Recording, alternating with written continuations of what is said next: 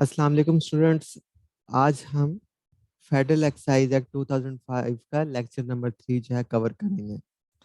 इसमें हम सेक्शन 14 से ऑनवर्ड स्टडी करेंगे कि एफईडी एक्ट क्या कहता है।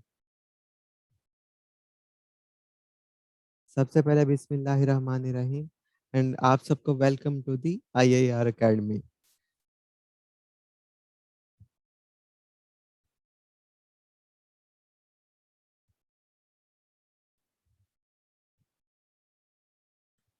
लेक्चर्स के लाइव नोटिफिकेशन के लिए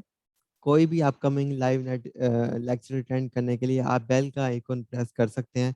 ताकि किसी भी अपकमिंग लेक्चर का लाइव नोटिफिकेशन आपको एडवांस में मिल सके।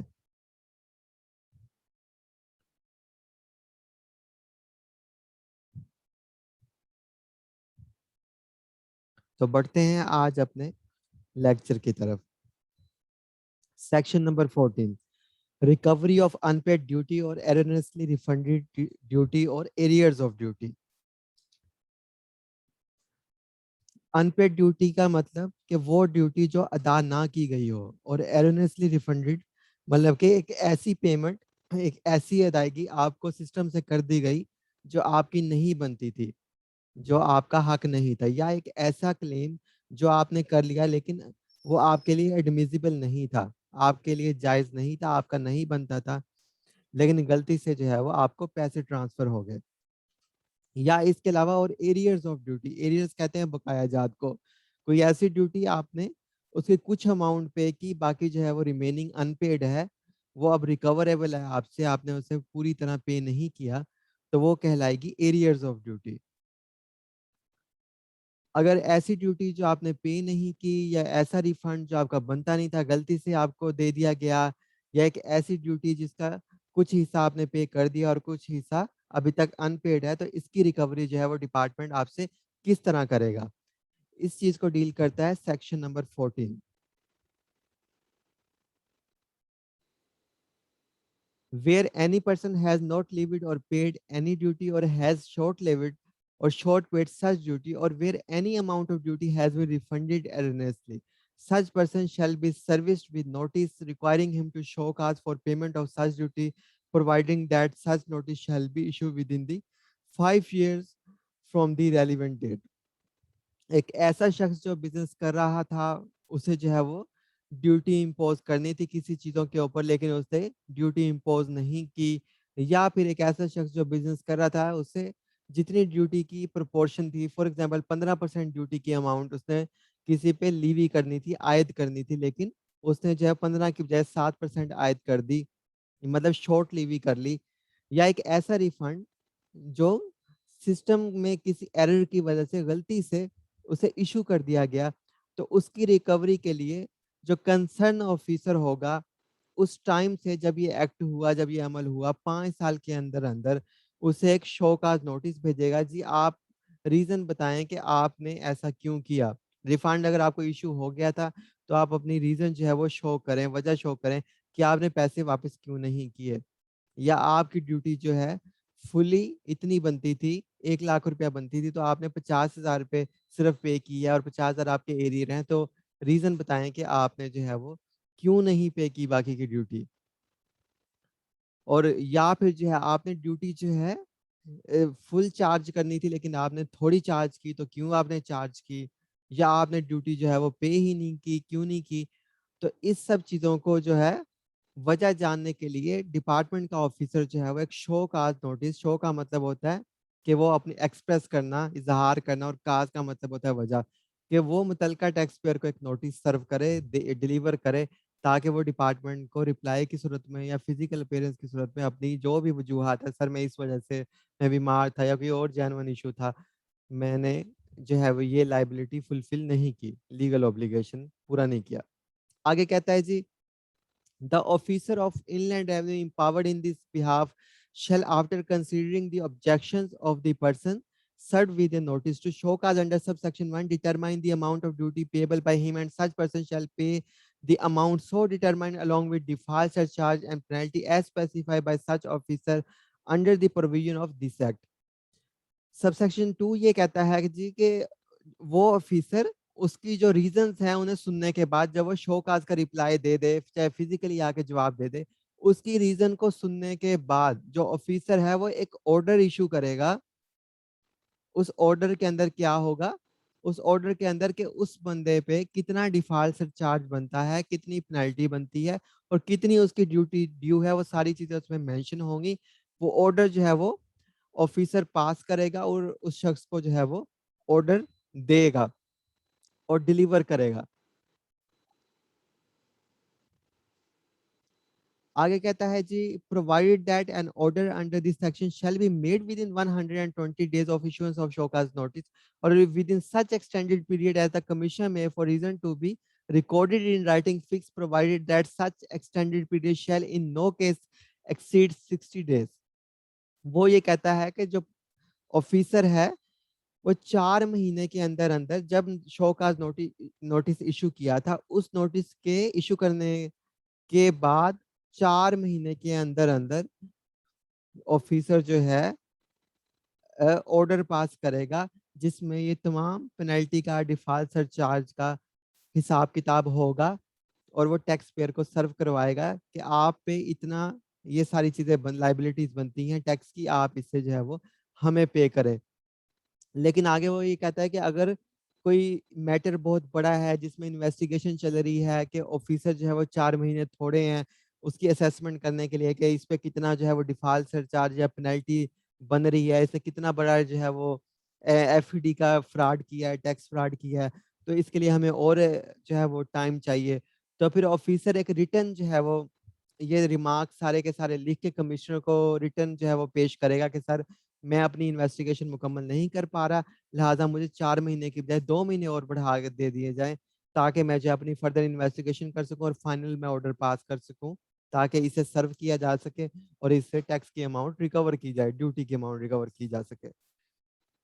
तो कमिश्नर के पास कितनी पावर है कि कितना टाइम पीरियड बढ़ा सकता है? 2 महीने, यानी कि 60 दिन, और अब ये टोटल टाइम कितना हो गया? 6 महीने। तो ये पेपर में एमसीक्यूज पूछा जा सकता है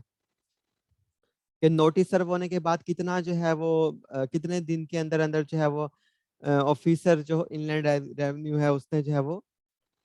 ऑर्डर इशू करना है, तो आपने बताना है जी 4 महीने। और अगर कोई रीजन आते हैं जेन्युइन तो फिर कितना फर्दर डिले हो सकता है, तो आपने बताना है जी मैक्सिमम 2 महीने और टोटल ये टाइम बन गया 6 महीने।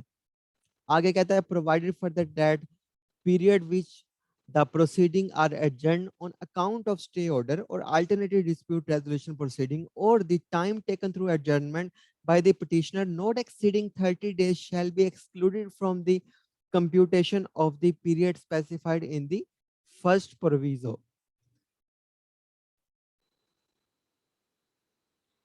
यहाँ पे ये कहता है जी किसी टैक्स पेयर को नोटिस सर्व हुआ या फिर वो भागा भागा कमिश्नर अपील के पास गया या कमिश्नर अपील ने जो है वो कोई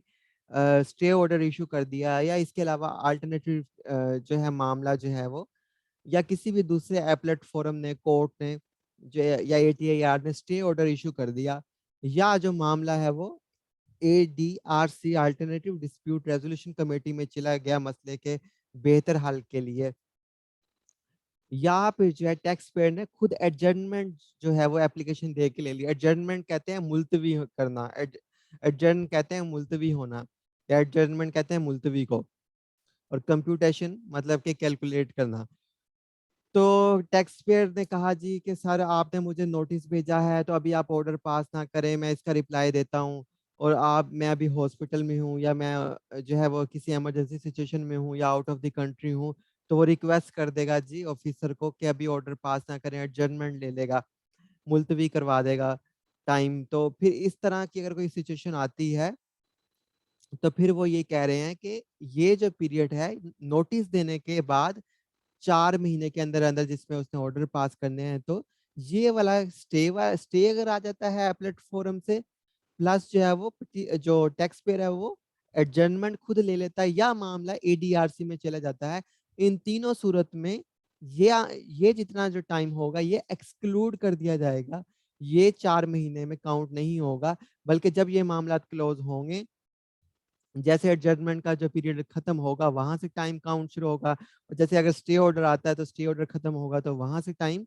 काउंट होगा। और अगर अगर एडीआरसी में केस जाता है तो एडीआरसी जब डिसीजन देगी या 120 दिन में डिसीजन नहीं देती तो फिर उसके बाद जो है मामला दोबारा सुना जाएगा। मतलब वहां से सॉरी पीरियड काउंट होगा ना कि, और इस सब पीरियड को एक्सक्लूड कर दिया जाएगा इस 4 महीने और 6 महीने में से।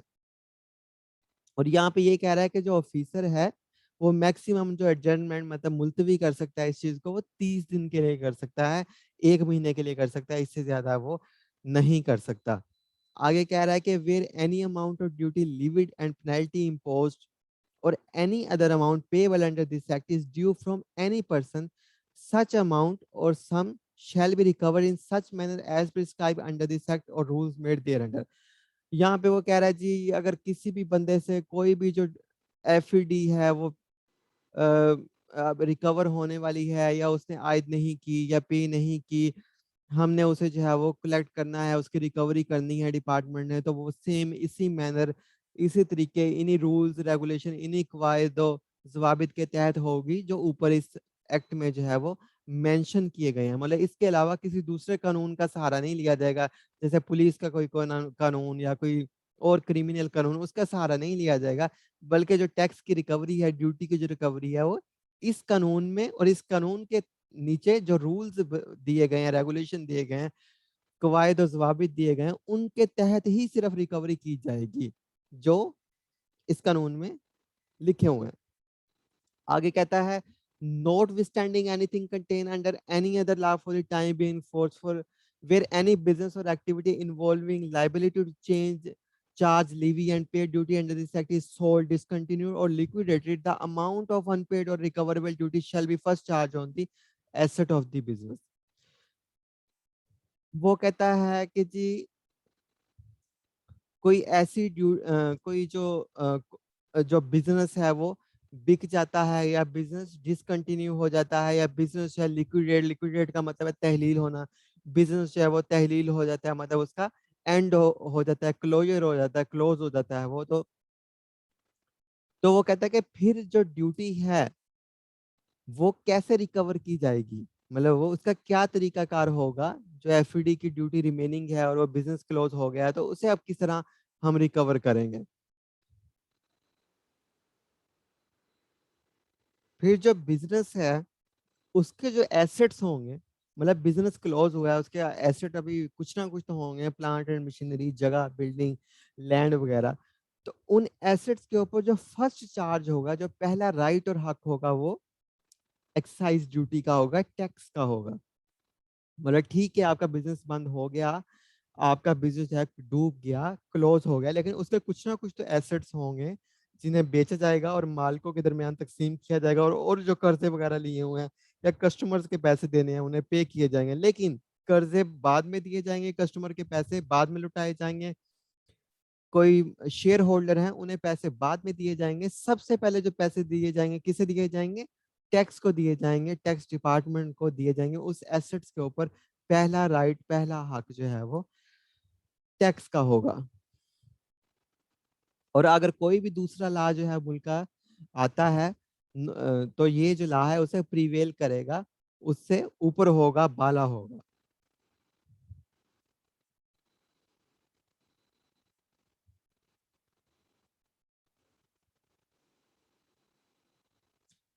For the purpose of this section, refund includes drawback of duty. The expression relevant date mean the date on which the payment of duty was under subsection 3, and in case where the any amount of duty has been erroneously refunded, the date of its refund। इस section में वो ये कह रहा है कि ऊपर जैसे हमने बताया कि रिफंड किस तरह रिकवर किया जाएगा जो उसका बनता नहीं था, वो कहता है अगर रिफंड की जगह ड्रॉबैक भी हो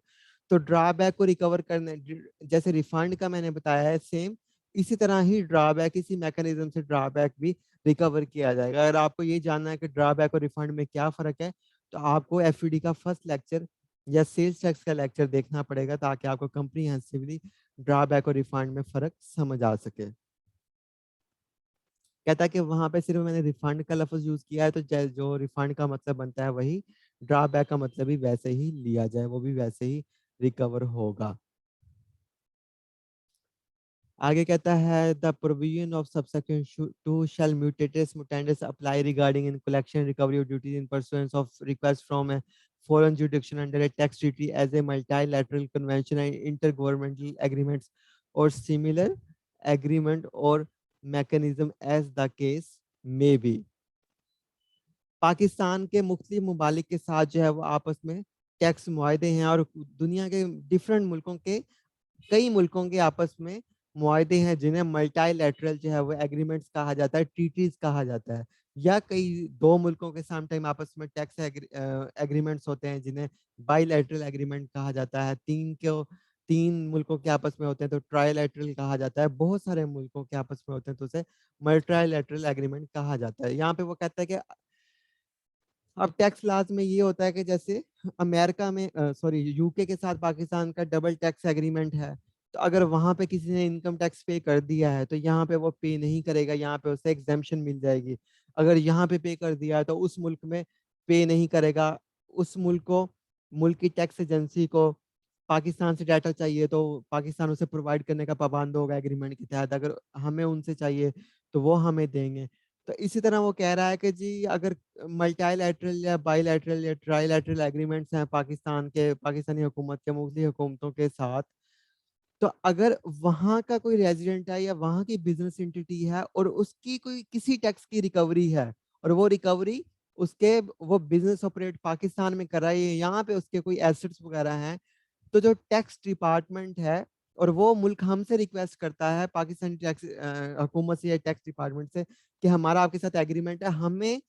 हमारे टैक्स पेयर की रिकवरी की करके दी जाए उन एसेट्स में से जो पाकिस्तान में बेस्ड हैं। तो लिहाजा हमारा जो टैक्स ऑफिसर है वो सेम वैसे ही उसकी रिकवरी करेगा जैसे कि सब सेक्शन 2 में दिया गया है, तरीकाकार मेंशन है। वही तरीकाकार जो अभी आप पिछली स्लाइड में पढ़ के आ चुके हैं, 14 का सब सेक्शन 2। सेम इस मेथड से जो है वो रिकवरी की जाएगी।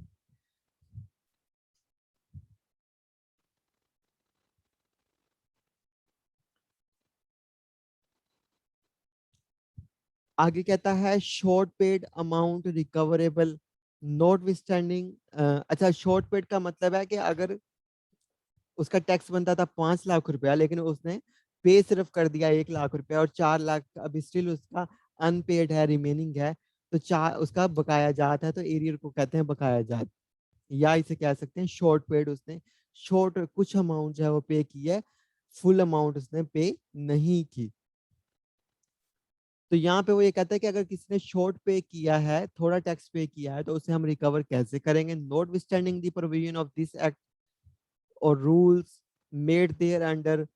here a registered person pay the amount of duty less than the duty is indicated in his return, the short paid amount of duty along with default surcharge shall be recovered from such person by stopping removal of any goods from his business premises and through attachment of his business bank account without prejudice to any other action under this act or the rules made there under।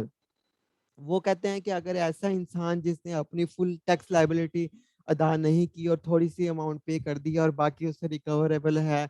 तो जो tax officer है उसके पास ये power है कि अपनी tax की recovery के लिए यानी ड्यूटी की रिकवरी के लिए उसका जो बिजनेस है, अगर कोई होलसेलर है, कोई डिस्ट्रीब्यूटर है, कोई कंपनी है, तो उसका जो गोदाम है या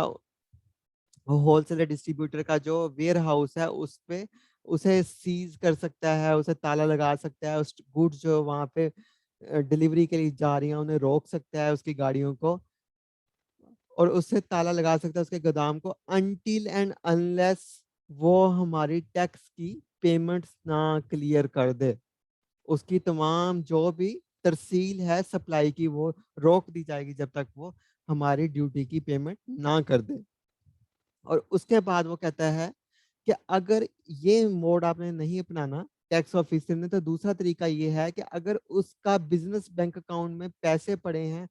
तो जितने हमारी ड्यूटी के पैसे हैं हम अकाउंट फ्रीज करके उतने पैसे रिकवर कर सकते हैं, और रिकवर करने के बाद हम अकाउंट अनफ्रीज कर देंगे। तो इन दो मेथड से जो है हम उसके पैसे रिकवर कर सकते हैं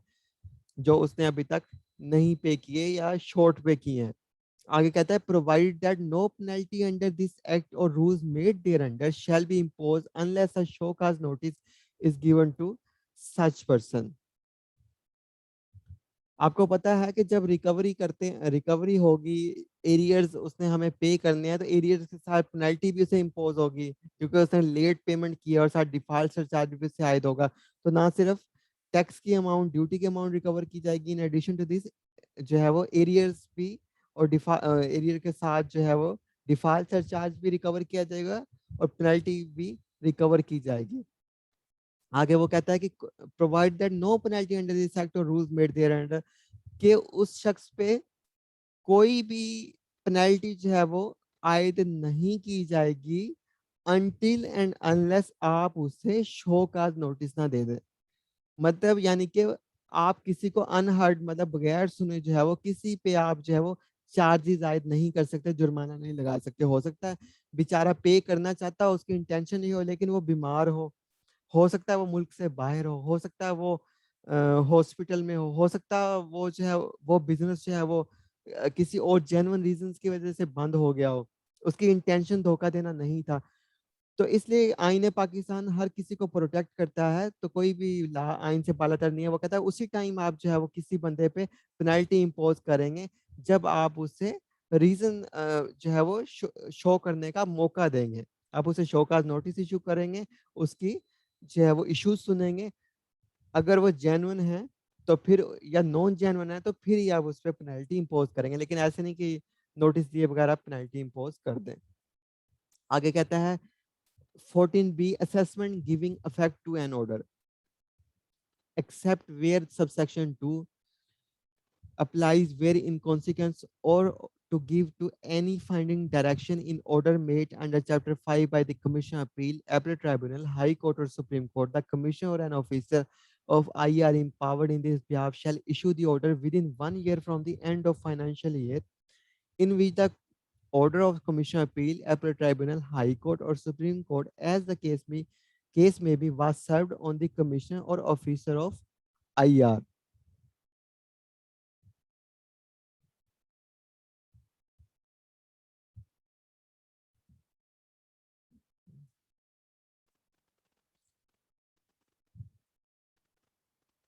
whereby an order made under chapter 5 by the appellate tribunal, high court or supreme court, or order of assessment is amended wholly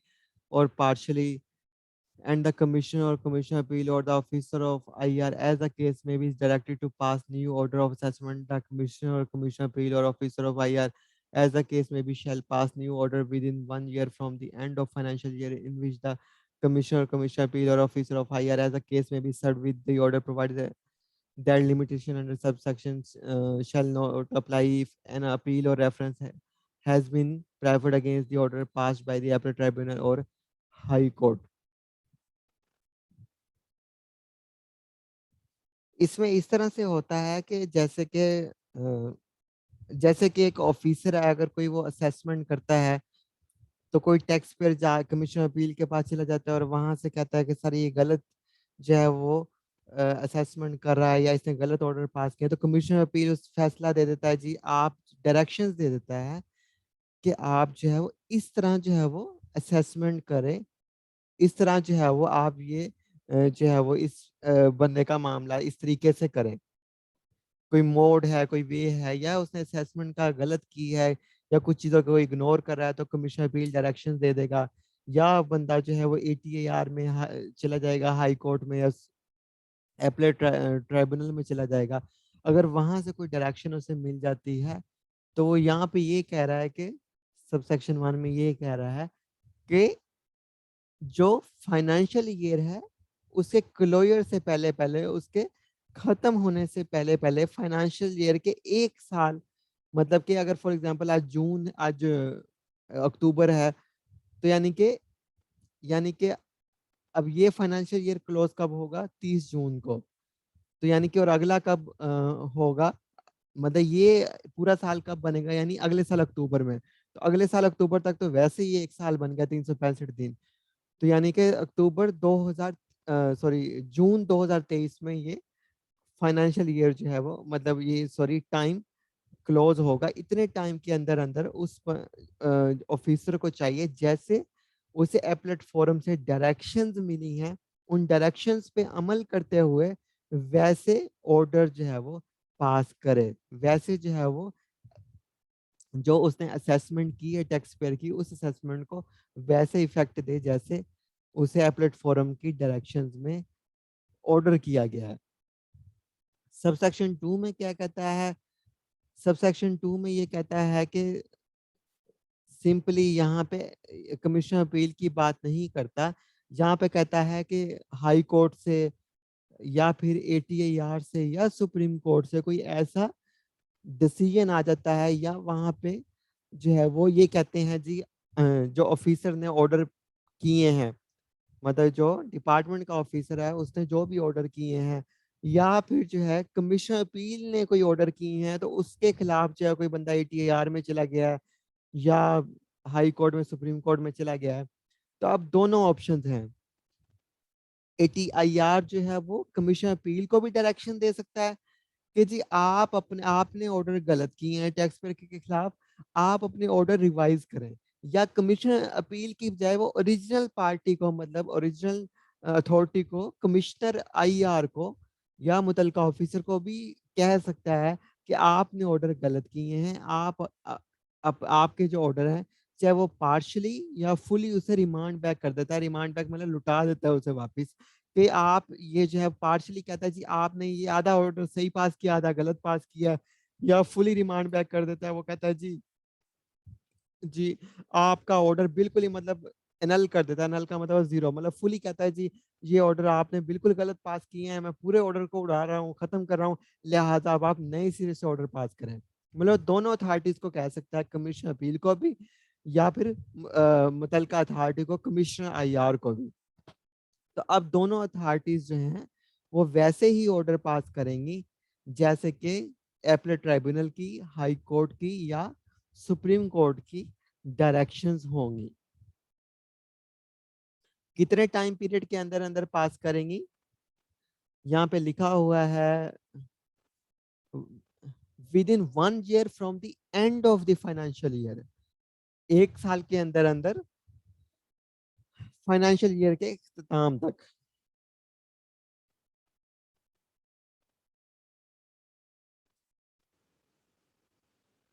last में कहता है provide that limitation under this subsection shall not apply if an appeal or reference has been preferred against the order passed by the appellate tribunal or high court. अच्छा, इसमें ये कह रहा है जैसे हमने ऊपर पढ़ा था कि जो ऑफिसर के पास टाइम है वो नोटिस देने के बाद 4 महीने के अंदर अंदर ऑर्डर पास करे या 6 महीने के अंदर अंदर ऑर्डर पास करे, वरना जो है वो मतलब 6 महीने तक मैक्सिमम टाइम है। तो यानी यहाँ पे वो ये कहता है कि अगर मामला जो है वो कोर्ट में चला जाता है या अपने ट्राइब्यूनल के पास चला जाता है, और आपको पता है वहाँ पे सालों लगते हैं, सम टाइम अदालतों के फैसले 10-10 साल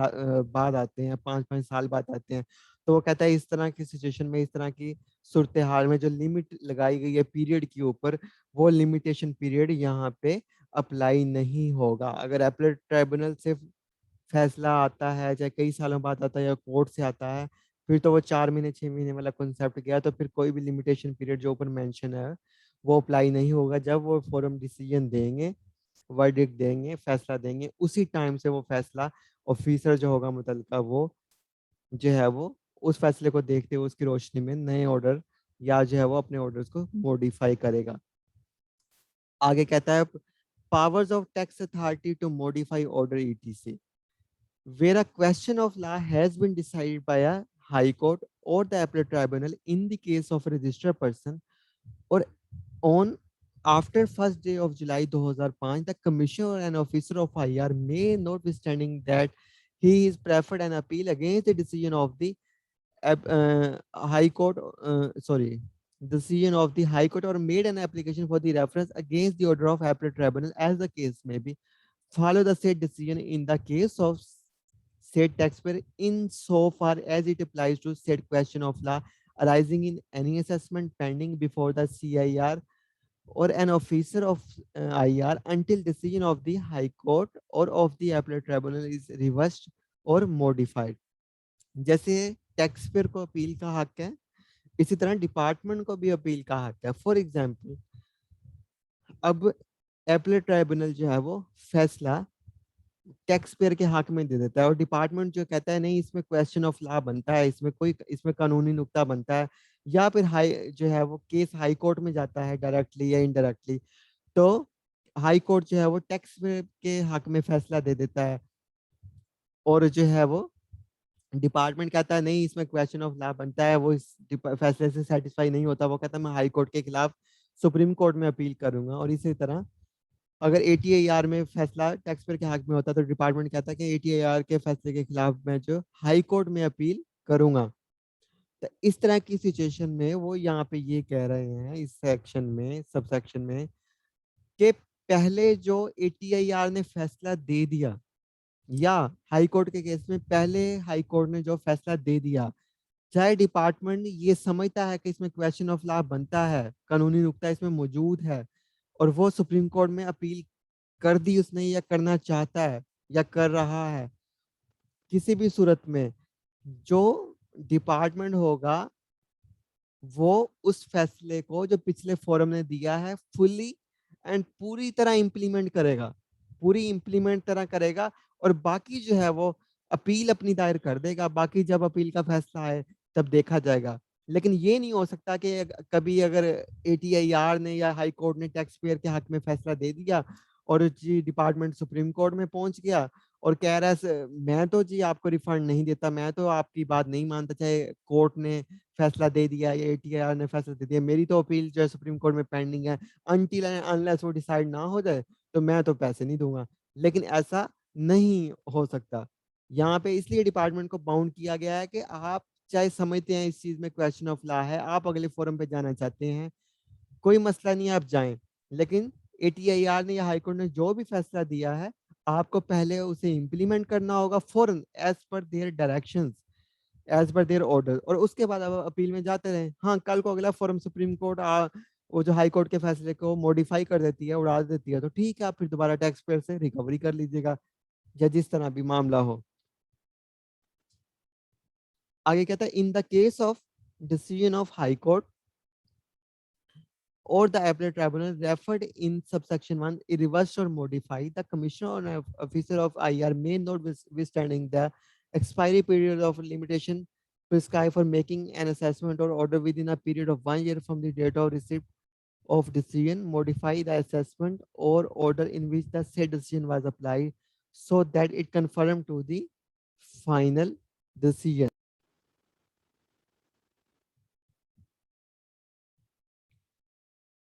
हाई कोर्ट से या सुप्रीम कोर्ट से फैसला आ जाता है कुछ सालों बाद, तो जैसे ही फैसला डिपार्टमेंट के ऑफिसर को, कमिश्नर इनलैंड रेवेन्यू को या दूसरे ऑफिसर को किसी को रिसीव होगा, उसके रिसीविंग के 1 साल के अंदर अंदर वो जो है as per the direction of higher authority, court की डायरेक्शन के मुताबिक वो फैसले, वो अपने ऑर्डर्स को मॉडिफाई कर देगा, अमेंड कर देगा, उन्हें चेंज कर देगा 1 साल के अंदर अंदर। और ये एमसीक्यूज भी आ सकता है कि अगर केस जो है वो एटीआईआर के खिलाफ अपने हाई कोर्ट में गया और उसने फैसले को मॉडिफाई कर दिया, तो ऑफिसर को कितनी देर के अंदर अंदर चेंज करना है फैसला अपना जो पहले उसने दिया था, तो 1 साल के अंदर अंदर। और जो फैसला जब वो चेंज करेगा, क्योंकि अब तमाम अपील के फोरम से फैसला होकर फाइनल आ चुका है, तो ये जो नया फैसला ऑर्डर इशू करेगा ऑफिसर, वो क्या कहलाएगा? फाइनल ऑर्डर कहलाएगा, फाइनल डिसीजन ही समझा जाएगा वो। क्योंकि अब डिपार्टमेंट ने और टैक्स पेयर ने लड़ लिया है अपील के फोरम पे, अब जो भी फैसला फाइनल आ चुका है यही फाइनल फैसला होगा, और फाइनल ऑर्डर ही ऑफिसर जो है वो इशू कर देगा as per the light of decisions of court or appellate tribunal. Applications of the Custom Act 1969 to the federal excise duty, the federal government may by notification in the official gazette declare that any or all of the provision of the Custom Act 1969 shall with such modification and alternation, it may specify the considered necessary or desirable to adopt them to the circumstances be applicable in regard to like matter in respect of the duty levied by section 3 and section 8. ये बार-बार इसलिए किया जाता है क्योंकि inland revenue service बनने से पहले जो फेडरल एक्साइज़ ड्यूटी थी और साथ सेल्स टैक्स था, जैसे अभी बार-बार आपको आईआर इनलैंड रेवेन्यू का लफ्ज़ मिलता है, तब ये सारा जो मामला था ये एफईडी और सेल्स टैक्स ऑन गुड्स ये सारा कलेक्ट करता था कस्टम डिपार्टमेंट या कस्टम विंग कह लें। वो सारे का सारा ये कलेक्ट किया करता था। फिर जब इनलैंड रेवेन्यू सर्विस बना 2009 में और उसके पहले एफबीआर मतलब बना सीबीआर से 2007 में, तो फिर जो है मतलब कि इनकम टैक्स डिपार्टमेंट जो है मर्ज हो गया सेल्स टैक्स के साथ और एफईडी भी इसी के पास आ गया। तो बहुत सारी प्रोविजंस जो हैं वो कस्टम्स की क्योंकि पिछले 40-50 साल से जो है वो कस्टम के साथ ही था पाकिस्तान बनने के बाद। कस्टम कस्टम की जो फ़ोर्स थी वही एफईडी के लॉज़ को, सेल्स टैक्स के लॉज़ को डील करती थी। तो इसलिए इन तीनों लॉज़ की आपस में बहुत सारी प्रोविजंस मिलती हैं और आज भी यूज़ होती हैं। और वैसे भी जो है आपको पता है कि जब इम्पोर्ट होती हैं चीज़ें तब भी कस्टम वाले ही जो है वो भी एफईडी को यूज़ करते हैं, सेल्स टैक्स एक्ट को यूज़ करते हैं। तो यहाँ पे वो ये कह रहा है कि जो भी कस्टम की प्रोविजंस हैं, इस लॉ में जिस तरह भी यूज़ करना चाहे फेडरल गवर्नमेंट एक नोटिफ़िकेशन के ज़रिए उनमें थोड़ी बहुत ही मॉडिफ़िकेशन करके इसके इस जो है एफईडी की रिकवरी के लिए या किसी भी मैटर के लिए जैसे फेडरल गवर्नमेंट कस्टम एक्ट के प्रोविजन को एफईडी में यूज़ करना चाहे तो वो कर सकती है। उनमें थोड़ी बहुत मॉडिफ़िकेशन करके इस जो ड्यूटी की नेचर के हिसाब से और उन प्रोविजंस को यहाँ पे इम्प्लीमेंट किया जा सकता है। इसमें कोई भी मसला नहीं है लेकिन हुकूमत एक जो है वो नोटिफ़िकेशन करके ये एक्ट अमल कर सकती है। आगे कहता है एग्ज़ैम्पशन ऑल गुड्स इम्पोर्टेड, प्रोड्यूस और मैन्युफैक्चर इन पाकिस्तान कोई भी चीज़ें जो पाकिस्तान में दरामद की जाती हैं या पैदा होती हैं या बनाई जाती हैं या कोई भी सर्विसेज़ खिदमात यहाँ पे मुहैया की जाती हैं एक्सेप्ट सच गुड्स एंड या ली जाती हैं except such goods and services are specified in first schedule shall be exempt from the whole of excise duties मास वाए ऐसी चीजें जो फर्स्ट स्केड्यूल में मेंशन है उन्हें छोड़ के shall be exempt from whole of excise duty वो तमाम एक्साइज ड्यूटी से इस्tisna होंगी।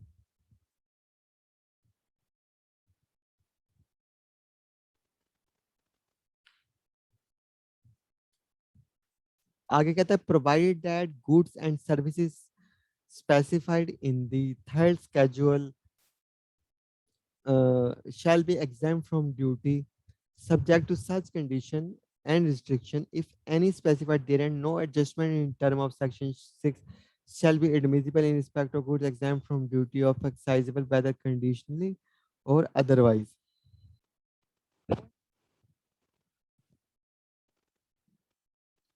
सबसेक्शन 1 में तो वो ये कहता है जी कोई भी चीज पाकिस्तान में पैदा हो रही है बन रही है या बनाई जा रही है या इंपोर्ट की जा रही है पाकिस्तान में सवाए जो चीजें फर्स्ट स्केड्यूल में मेंशन है उन्हें छोड़ के पाकिस्तान में जो भी चीजें ये बनाई जा रही हैं दरामद की जा रही हैं वो सारी की सारी एग्जेम्प्ट हैं फेडरल एक्साइज ड्यूटी से। और आगे वो कहता है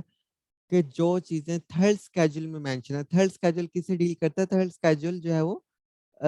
डील करता है कंडीशनल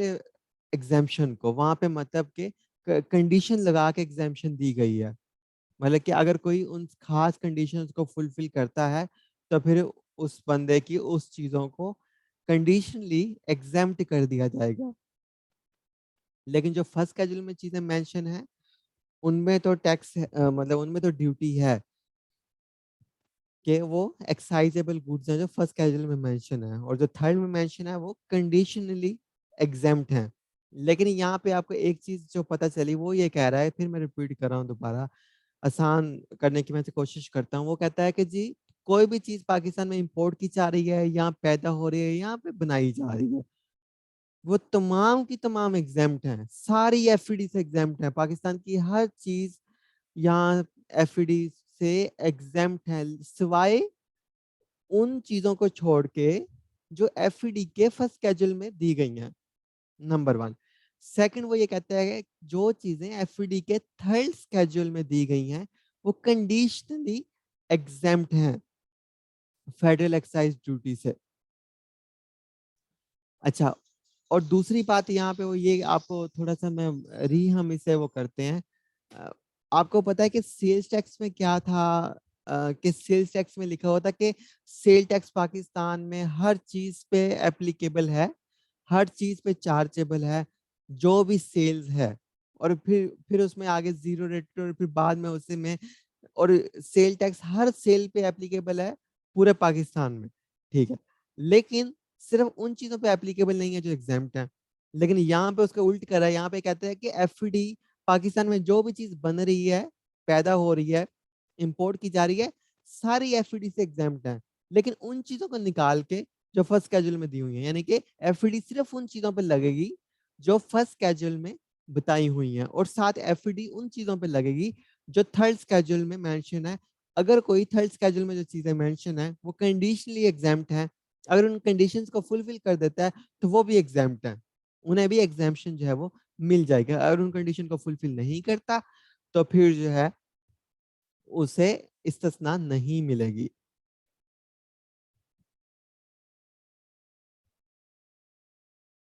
फर्दर वो ये कह रहा है कि जो थर्ड स्केड्यूल में चीजें मेंशन की गई हैं कंडीशनली वो एग्जाम्प्ट हैं, लेकिन उन चीजों पे अगर एक्साइज ड्यूटी लगती है तो वो सेक्शन 6 के तहत एडजस्टेबल नहीं है, मतलब आपको उसका कोई रिफंड और रिबेट नहीं मिलेगा। और आपको पता है जैसे कि हम शुरू में सेक्शन 6 में पढ़ाए हैं, और हमें पता है कि एग्जाम्पशन, जब सेल टैक्स में भी हमने देखा था, एग्जाम्पशन की सूरत में आपको कोई भी रिफंड नहीं मिलता, मतलब सेल्स के ऊपर जो है वो जीरो टैक्स होता है, लेकिन इनपुट टैक्स जो आपने पे किया होता है वो आपको वापस नहीं मिलता उसका रिफंड। सेम जो है यहाँ भी ये कह रहा है कि अगर चीजें जो है जो कंडीशनली एग्जाम्प्ट हैं तो उसका किसी भी तरह का रिफंड जो है वो अंडर सेक्शन 6 आप एडजस्ट नहीं कर सकते, आपको एडजस्ट करना अलाउ नहीं है। हाँ, अगर एग्जाम्पशन की बजाय वो जीरो रेट की बात कर देता तो फिर सेक्शन 6 के तहत हम उससे अपने इनपुट टैक्स को एडजस्ट कर सकते थे, हम अपने पैसे वापस ले सकते थे। यहाँ पे भी ये कह रहा है सिंपल लास्ट में, और अदरवाइज चाहे कोई चीज कंडीशनली एग्जाम्प्ट है या नॉन कंडीशनली फुली एग्जाम्प्ट है, जो भी चीज एग्जाम्प्ट है आप उस पे इनपुट टैक्स एडजस्ट नहीं कर सकते। आगे कहता है द फेडरल गवर्नमेंट में whenever circumstances exist to take immediate action for the purpose of national security, national disaster, national food security in emergency situation, and implementation of bilateral and multilateral agreement by notification in the official gazette exempt such to such condition as may be specified therein any goods or class of goods or any services or class of services from the whole or part of the duty leviable under this act। यहाँ पे असल में cover दिया गया है हुकूमत को जो नागहानी आफात है उससे निपटने के लिए। वो ये कह रहे हैं कि अगर कोई नेशनल सिक्योरिटी का मसला आ जाता है या और कोई नेशनल इमरजेंसी हो जाती है या कोई ऐसी सिचुएशन हो जाती है जो जिसमें जो पब्लिक के लिए बहुत बड़ा मतलब इशू होता है, जैसे कि अभी कोरोना का इशू आया, पूरे मुल्क में बीमारी फैली हुई है, तो इस तरह की सिचुएशन को देखते हुए या वैसे बहुत ज्यादा इन्फ्लेशन आ जाता है या इकोनॉमी जो है वो क्रैश क्रैश करने के दर पे होती है, तो हुकूमत जो है वो इमीडिएटली एक्शन ले सकती है। वो किसी भी चीज़ को नोटिफिकेशन करके जो है वो एग्जाम्पशन फुली भी ग्रांट कर सकती है और पार्शली भी कर सकती है, जिस प्रोपोर्शन से फेडरल हुकूमत चाहे। लेकिन ये कब किया जाएगा? ये नॉर्मल सर्कमस्टांसिस में नहीं, उन सर्कमस्टांसिस में किया जाएगा जब जो कोई इमरजेंट अर्जेंट जो है वो सिचुएशन हो या बहुत जो है नागुज़ीर या गैर ज़रूरी इश्यूज़ हों, तो वहाँ उस सूरत में ये किया जाएगा। सबसेक्शन 3 जो है वो ओमिट हो गया है, सबसेक्शन 4 है। Notwithstanding the provision of subsection 2, the federal government और the board may by notification in the official gadget for reason to be recorded exempt any person or class of person from payment of whole or part of default surcharge imposed under the section 8 and penalty subject to such condition or limitation as may be specified in such notification. यानी हमने section 2 में पढ़ा जी वो exempt कर सकती है किसी भी चीज़ को और सेक्शन 4 ये कहता है कि हुकूमत जो है वो जब चाहे जैसे चाहे मतलब क्या कर सकती है ये अभी सब सेक्शन 2 हमने पढ़ा इसी की बात कर रहा है आगे सॉरी यहाँ पे ये सब सेक्शन 2 16 का और फिर यहाँ पे कह रहा है not with standing provision of sub section 2 यानी वो सब सेक्शन 2 के बारे में आगे कह रहा है कि आसान में इसे करता हूँ हुकूमत जो है आपको पता है कि सम टाइम कोई हार्ड इश्यूज आ जाते हैं मुश्किल वक्त आ जाता है मुल्कों के लिए तो हुकूमत के पास उस टाइम ये इख्तियार है कि वो कोई भी चीज़ एग्जाम्प्ट कर दे प्लस ये है कि अगर कोई जो है वो बिजनेस एंटिटीज जो है वो कोई एक्टिविटी ऐसी कर रही हैं जो उस टाइम बहुत ज़रूरी हैं लेकिन एज पर दी टैक्स ला उन पे जो है वो उन्होंने टैक्स नहीं पे किया या जो भी सिचुएशन है इमरजेंसी की सिचुएशन है तो वो उन पे टैक्स की पेनल्टी आयद होती है या डिफॉल्ट चार्ज आयद होता है तो फेडरल गवर्नमेंट के पास ये भी पावर है कि वो किसी भी तरह की पेनल्टी या डिफॉल्ट सरचार्ज इस एक्ट के अंदर सिर्फ एक नोटिफिकेशन के ज़रिए जो है वो उसे भी माफ़ कर सकती है एग्ज़ैम्पशन के साथ-साथ। एग्ज़ैम्प्ट भी कर सकती है किसी भी आइटम को जैसे पहले कोई आइटम टैक्स ड्यूटीएबल थी, हुकूमत ने उसे एग्ज़ैम्प्ट कर दिया। अब उसके डिफॉल्ट सरचार्ज या पेनल्टी रिमेनिंग है तो उस पेनल्टी को भी वो माफ़ कर देगी, इस्तिस्ना दे देगी एक नोटिफिकेशन करने के बाद। और ये जो है वो नॉर्मल सिचुएशन में भी कर सकती है हुकूमत किसी भी की भी पेनल्टी या डिफॉल्ट सरचार्ज माफ और इमरजेंट सिचुएशन में भी कर सकती है। जैसे अभी ताजर जो है हुकूमत के खिलाफ इकट्ठे हुए हैं, वो कलेक्टिवली कहते हैं हम टैक्स नहीं देते या हुकूमत का कोई एग्रीमेंट हो जाता है, तो हुकूमत कहती है ठीक है आप अब से टैक्स देना शुरू करें तो मैं आपके जुर्माने पिछले जो है ड्यूटी के माफ़ कर देती हूँ। आगे कहता है कि जी the board shall place before the national assembly all notification issue under this section in the financial year. जैसे मैंने आपको बताया था कि जो नोटिफिकेशन है क्योंकि फेडरल गवर्नमेंट जो है वो इंतज़ामिया है मुल्क की, उसने तमाम ऑपरेशंस जो है वो उन्हें डील करना है तमाम के तमाम को। लेकिन उन्हें इसलिए लॉ में बार-बार पावर्स दी गई हैं, कभी फेडरल मिनिस्टर इंचार्ज को, कुछ बोर्ड को और कुछ जो है फेडरल गवर्नमेंट को कि वो सिंपली एक नोटिफिकेशन करके किसी को भी एग्ज़ैम्प्ट कर दे, किसी के भी जुर्माने माफ़ कर दे, किसी को भी रियायत कर दे। लेकिन ये लेकिन ये सिर्फ़ इश्यूज़ को रिज़ॉल्व करने के लिए पावर्स दी गई हैं या इमरजेंट इश्यूज़ को टैकल करने के लिए। लेकिन फेडरल गवर्नमेंट ऐसे करती है, जी अपनी मनमानी शुरू कर देती है, जो बिज़नेस इंडस्ट्री उसने चाही या जो जो उनके मिनिस्टर्स की इंडस्ट्री हैं, कंपनी हैं, तो उन्हें पकड़ के एग्ज़ैम्प्ट कर दिया ताकि उन वो टैक्स से बच जाएँ। तो फेडरल गवर्नमेंट कितने नोटिफ़िकेशन करती है और उस नोटिफ़िकेशन में नोटिफ़िकेशन की जो उसे पावर दी गई है, क्या उसने नोटिफ़िकेशन जो है वो इन स्पिरिट ट्रू भी किए हैं, पब्लिक के मफ़ाद आमा के लिए किए हैं। जैसे अभी कोरोना आया था, कोरोना में अगर हुकूमत एग्ज़ैम्प्ट कर देती है तो कोई मसला नहीं है। लेकिन वैसे कोई बड़ी कंपनी है बिज़नेस की, कोई बाहर से चीज़ें अमीरों के लिए कोई बीएमडब्ल्यू गाड़ियाँ मँगवा रही है और हुकूमत उसे एग्ज़ैम्प्ट कर देती है, वो तो कोई बात नहीं है। तो क्या फेडरल गवर्नमेंट अपनी जो पावर है उसका सही इस्तेमाल कर रही है या नहीं? इसे चेक करने के लिए जितने भी नोटिफ़िकेशन पूरा साल फेडरल गवर्नमेंट करेगी, बोर्ड पे ये लाज़िम है वो हर साल तमाम के तमाम नोटिफ़िकेशन की जो कॉपीज़ हैं वो नेशनल असेंबली में जो है वो प्रोड्यूस करें, कौमी असेंबली में जो है वो पेश करें, ताकि उन नोटिफ़िकेशन का जायज़ा लिया जा सके पूरे साल का कि हुकूमत ने कहाँ-कहाँ नोटिफ़िकेशंस किए हैं। आगे कहता है any notification issue under subsection 2 after 1 July 2015 if not earlier stand rescinded on expiry of the financial year uh, in which it was issued। यहाँ पे क्या कहता है वो 1 जुलाई 2015 के बाद मतलब सबसेक्शन 2 में जो बताया गया है हमने ऊपर पढ़ा है यानी वो कह रहा है कि 1 जुलाई 2015 15 के बाद जो भी नोटिफिकेशन जो है वो सब सेक्शन 2 के तहत जारी हुए हैं, अगर वो उन नोटिफिकेशन में कोई टाइम लिमिट था या कोई पीरियड था कि कैंसलेशन का, कि ये नोटिफिकेशन की लाइफ इतनी है, इतने टाइम के लिए ये हुकूमत जो है स्टेटस ग्रांट करी एग्जामेशन का या किसी भी चीज़ का, अगर वो उसका टाइम लिमिट उसमें कोई नहीं थी, तो इस तरह के तमाम नोटिफिकेशन इस साल के बाद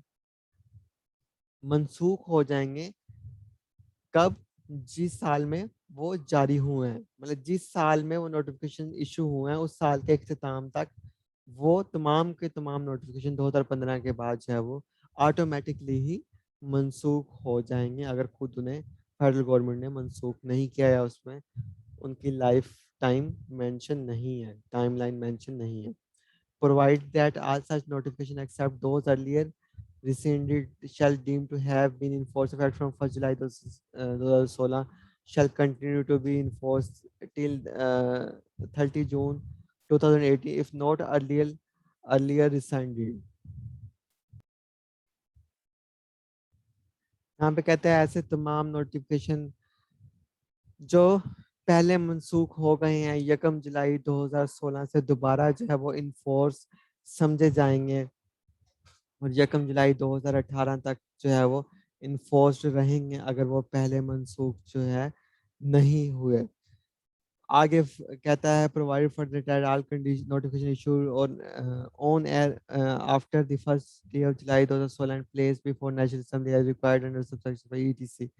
यहाँ पे सिंपली वो ये कह रहा है कि 1 जुलाई 2016 या इसके बाद जो भी नोटिफिकेशन जारी किए गए हैं या जो भी नोटिफिकेशन जो है वो कौमी असम्बली में पेश किए गए हैं 30 जून 2018 तक इन्फोर्स्ड रहेंगे, एप्लीकेबल रहेंगे, अगर इन्हें पहले वफाकी हुकूमत या असम्बली ने मनसूख ना किया हो तो।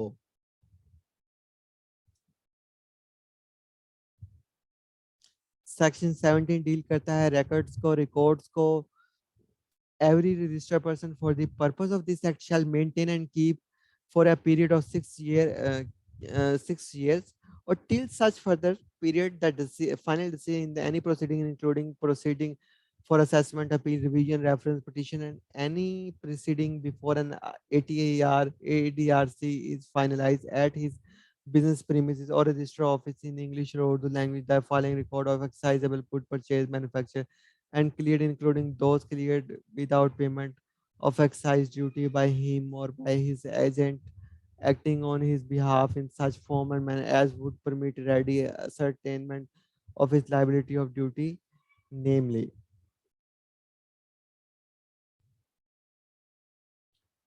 आपको पता है कि जैसे हमने पहले भी पढ़ा था, कोई भी जो टैक्स पेयर है उसने जो टैक्स का रिकॉर्ड है, जो भी अपना फाइनेंशियल रिकॉर्ड है सेल्स का, परचेजेस का, वो 6 साल के अंदर 6 साल तक के पीरियड के लिए उसने वो संभाल के रखना है, सेव करना है। अगर कोई उस पर ऑडिट नहीं है, प्रोसीडिंग नहीं चल रही या उसका कोई कोर्ट में अपील या मैटर टैक्स के हवाले से डिले नहीं है, तो 6 साल के बाद वो अपने रिकॉर्ड को ज़ाया कर सकता है और 6 साल के बाद हम भी उससे नहीं पूछ सकते किसी भी पिछले रिकॉर्ड के बारे में। हाँ, अगर किसी टैक्स पेयर की कोई प्रोसीडिंग कार्रवाई जो है वो डिपार्टमेंट में चल रही है या कि उस पे कोई जुर्माना वगैरह ऐसा इन्वेस्टिगेशन चल रही है, तो फिर उसे ऐसा रिकॉर्ड मेंटेन करना है या फिर उस किसी एपलेट फोरम में जो है वो उसने अपील दायर कर रखी है, हाई कोर्ट में, सुप्रीम कोर्ट में वो गया हुआ है, सालों गुजर गए हैं,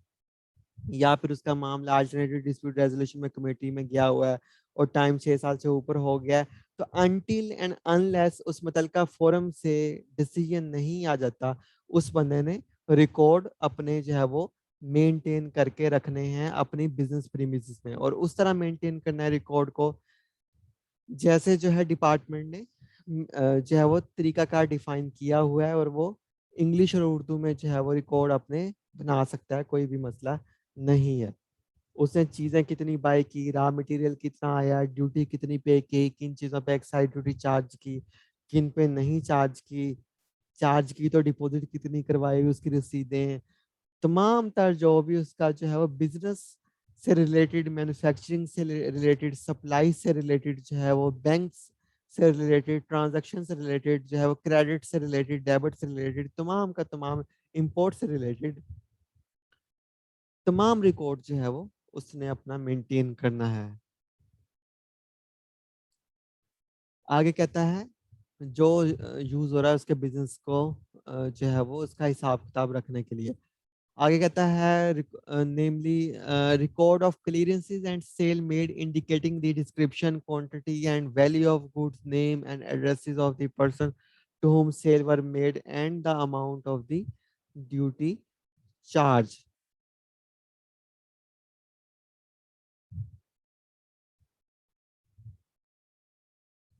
पोर्ट से वो सामान वगैरह रॉ मटेरियल मंगवाता है तो वहाँ पे कस्टम हुकाम उसके रॉ मटेरियल को क्लियर करते हैं, ड्यूटी कोलेक्ट करते हैं, चाहे एक्साइज ड्यूटी है, दूसरी ड्यूटी है। फिर वो उसकी फैक्ट्री में पहुंचती है दूसरी चीज़ों को बनाने के लिए। इस तरह का तमाम रिकॉर्ड उसने जो है वो मेंटेन करना है, उसकी तफसील, कितना उसने माल जो है वो किस मुल्क से किस क्वांटिटी में इंपोर्ट किया, उसकी मालियत कितनी थी, या आगे उसने किसी को सप्लाई किया है माल आगे, तो उस सप्लायर का नाम जो है, सप्लायर कह रहा हूँ सॉरी, उस परचेजर का नाम जो है उसने रिकॉर्ड में रखना है, उसका पता रिकॉर्ड में रखना है, उसका प्रॉपर एड्रेस उसने रिकॉर्ड में रखना है, और उससे कितनी अमाउंट की चीज जो है वो सप्लाई की गई, उस पर कितनी ड्यूटी उसने इम्पोज की,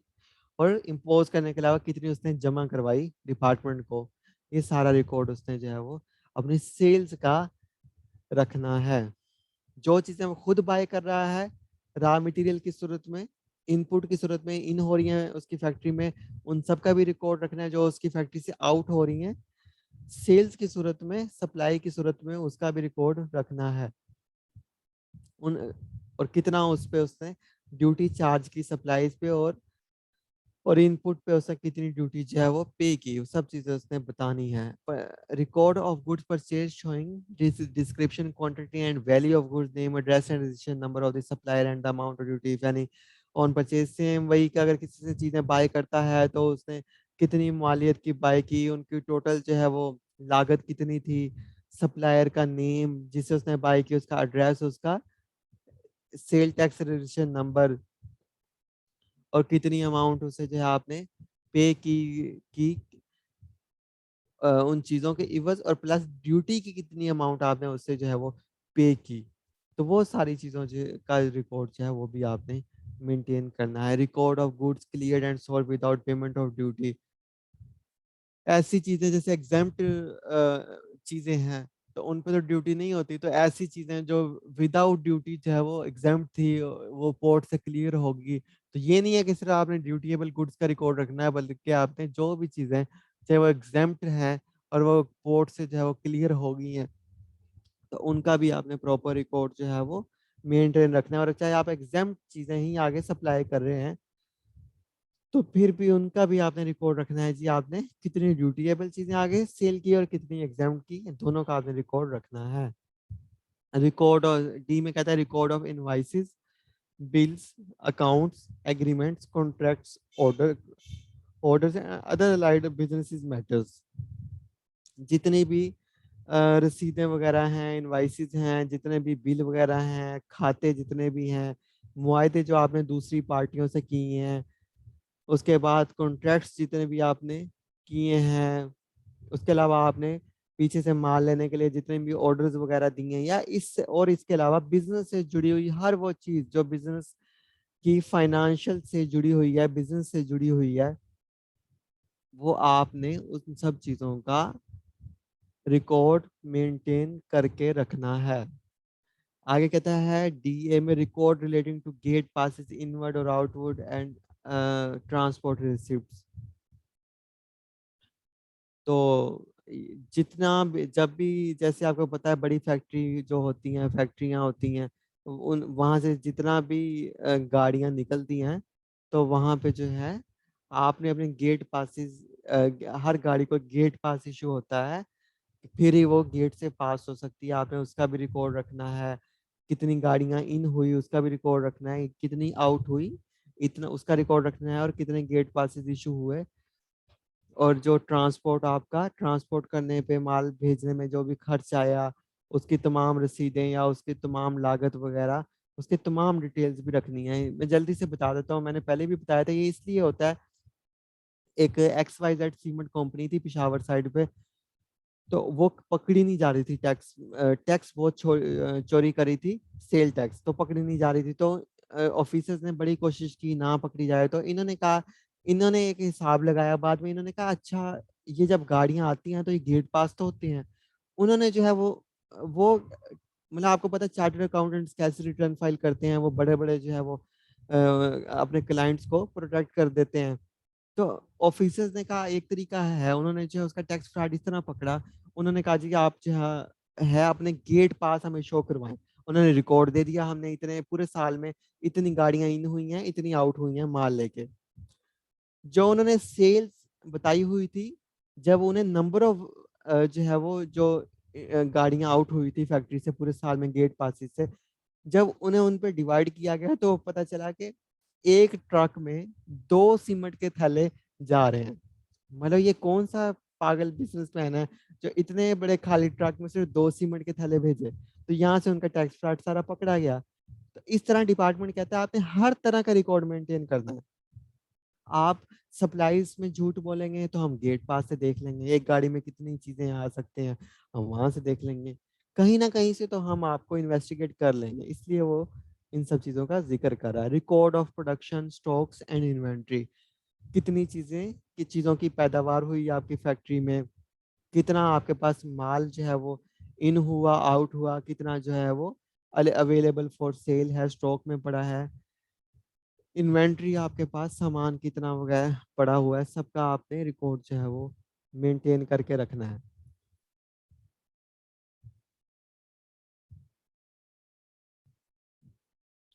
records of import and exports,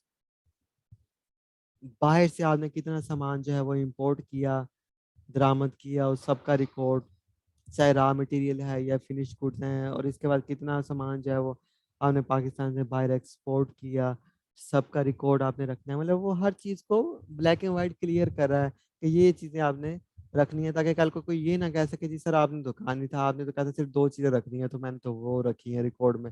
आगे कहता है जी में सच अदर रिकॉर्ड एज में be specified by the board. यानी वो कहता है इस इन ऊपर में बताई गई जितनी भी चीजें हैं, अगर यहाँ से कोई बच भी जाए तो फिर भी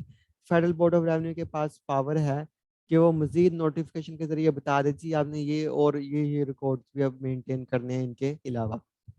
आगे कहता है सब सेक्शन 2 में फॉर एनी पर्सन और class of person registered under this act और फॉर एनी गुड्स और class of goods the board में स्पेसिफाई और प्रिस्क्राइब।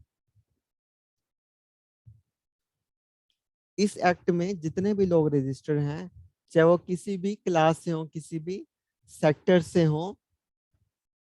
किसी भी जो है फॉर्म ऑफ बिजनेस से हो, तो बोर्ड जो है उनके लिए कुछ चीजें स्पेसिफाई कर सकता है, प्रिस्क्राइब कर सकता है। क्या प्रिस्क्राइब कर सकता है देखते हैं। A to keep any other record for the purpose of this act,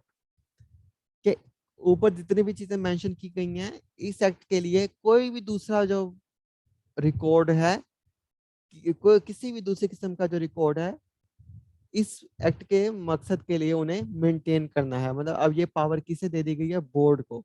मतलब बोर्ड कभी भी नोटिफिकेशन के जरिए जो है वो ये प्रिस्क्राइब कर सकता है, बता सकता है कि कोई भी क्लास ऑफ पर्सन है, कोई भी बिजनेस सेक्टर है, कोई भी फॉर्म ऑफ बिजनेस है, आपने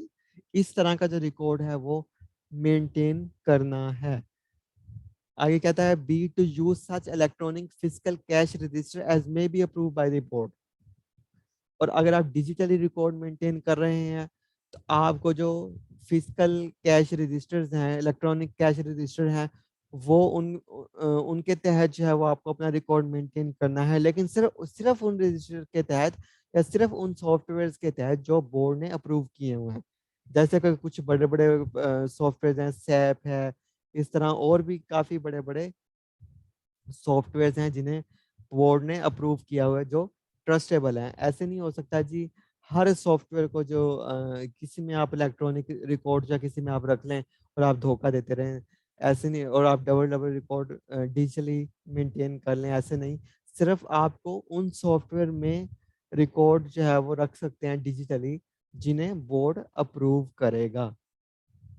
आगे कहता है द प्रोसीजर और software for electronic maintenance of records and filing of statement documents और इंफॉर्मेशन बाय एनी पर्सन और class of person. Provision of subsection 1 and 2 shall mutate standards on services provided or rendered by person registered research। वो यहाँ पे कहता है कि आपको पता है कि डिजिटली अगर कोई चीज़ मेंटेन होती है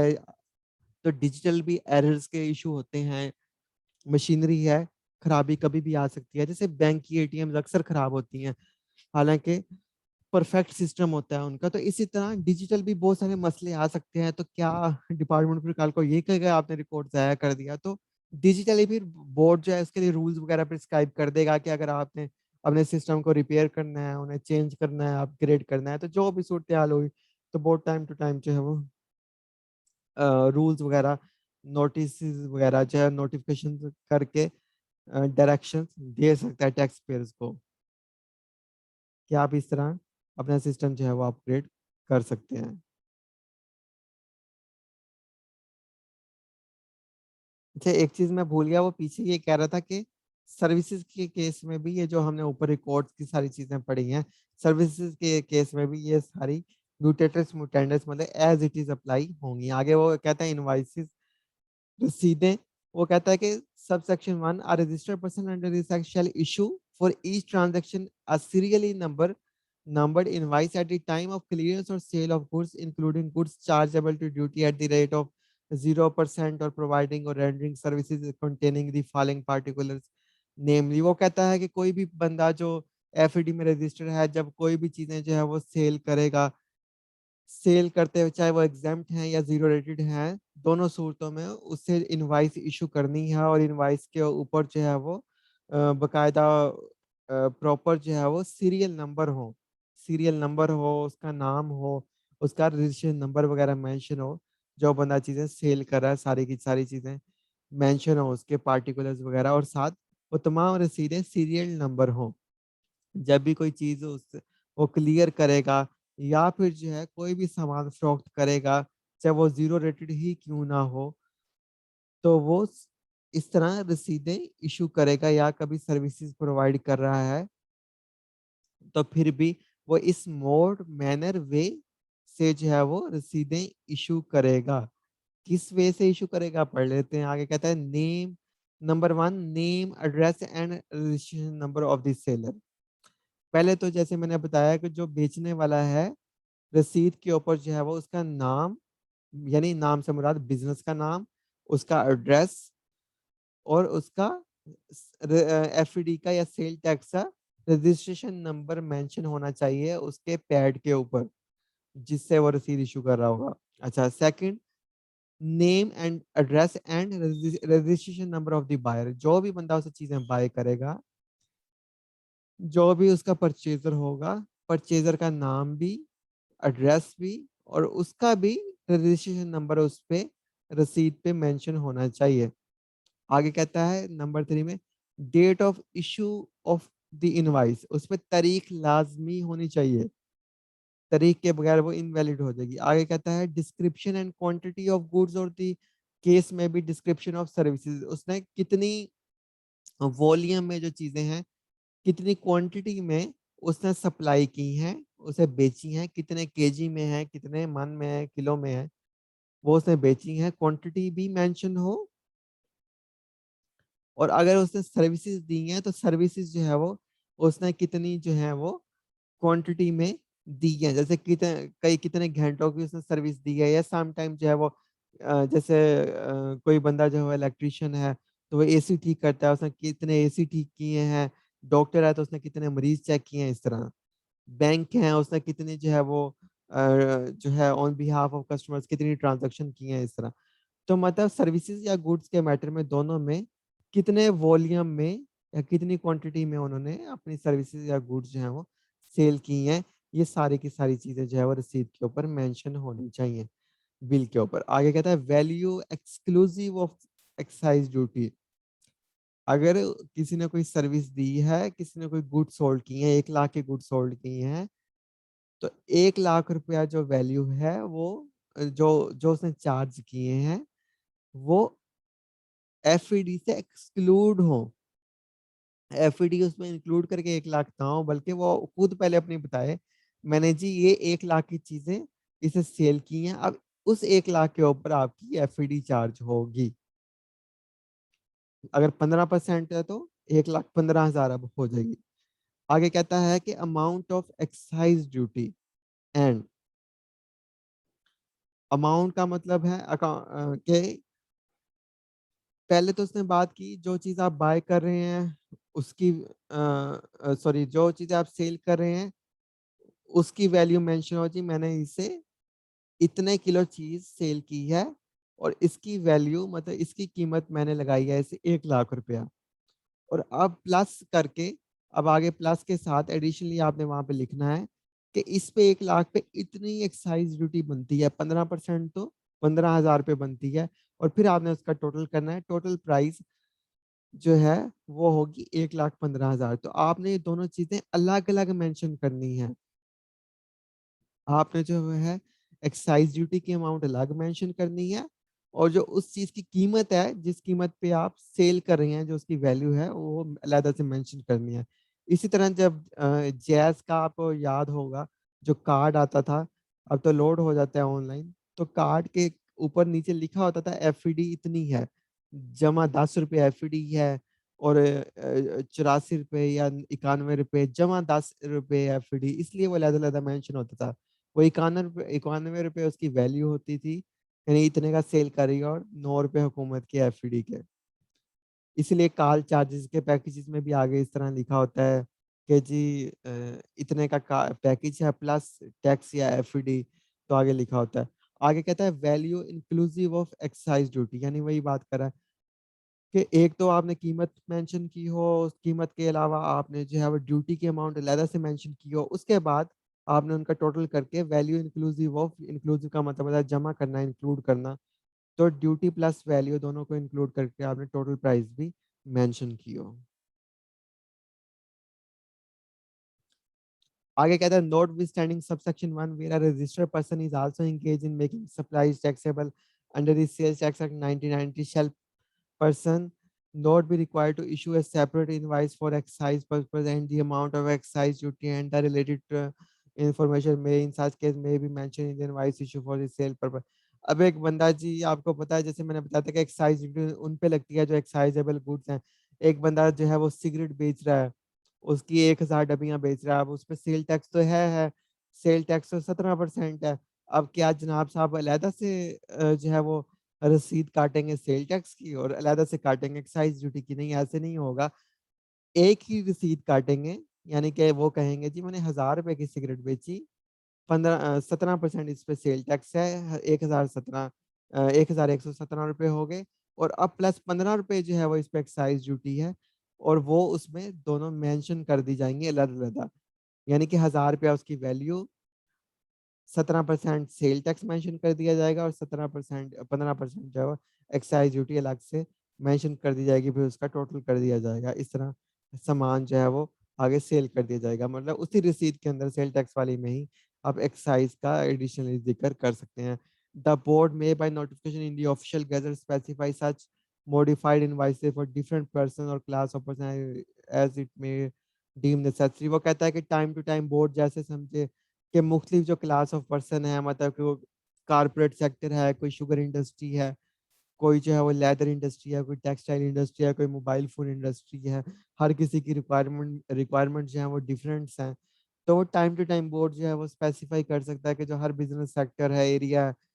तो वो बिजनेस फॉर्म है, business specific class of person है, वो इस मोड मैनर एंड वे से रसीदें जो है वो मेंटेन करेंगे। तो बोर्ड के पास ये पावर है। Board may by notification in the official gazette specific goods in respect of which a copy of invoice shall be carried or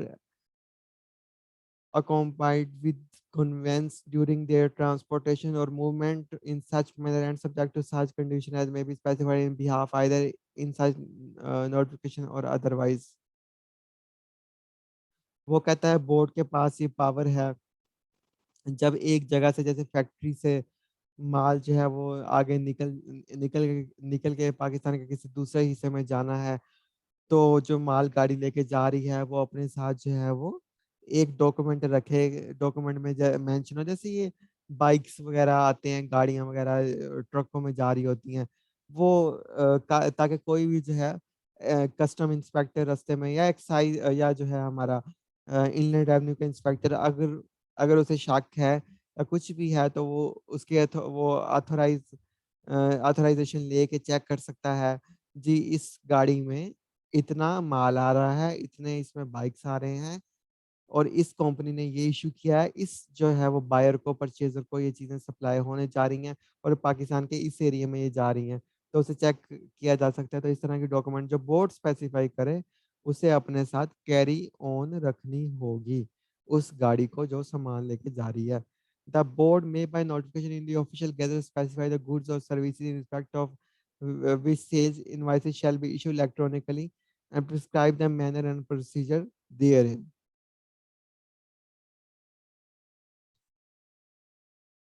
वो कह रहा है कि बोर्ड जो है वो टाइम टू टाइम स्पेसिफाई कर सकता है, वो खास बिजनेस सेक्टर के, ये बिजनेस सेक्टर जो है वो इलेक्ट्रॉनिकली जो है वो अपनी इनवॉइसेस जो है वो और सेल्स जो है वो इशू करेंगे, और उसका वे और प्रोसीजर और मैकेनिज्म और मोड जो है वो बोर्ड डिफाइन कर सकता है। सिंपल एग्जांपल है, जैसे कि बोर्ड ने अब ये कंपलसरी कर दिया है सब बिजनेसेस के लिए, जो हमने टियर 1 में पढ़े थे कि वो लाजमी वो इलेक्ट्रॉनिक इनवॉइस ही इशू करेंगे, वो फिजिकल नहीं करेंगे, इलेक्ट्रॉनिक ही जो है वो बोर्ड के सिस्टम के साथ इंटीग्रेट करके वो इशू करेंगे, और उसके ऊपर हर सेल के ऊपर बोर्ड का एक बारकोड प्रिंट होके आएगा और कस्टमर उसे जो है वो वेरीफाई भी कर सकता है।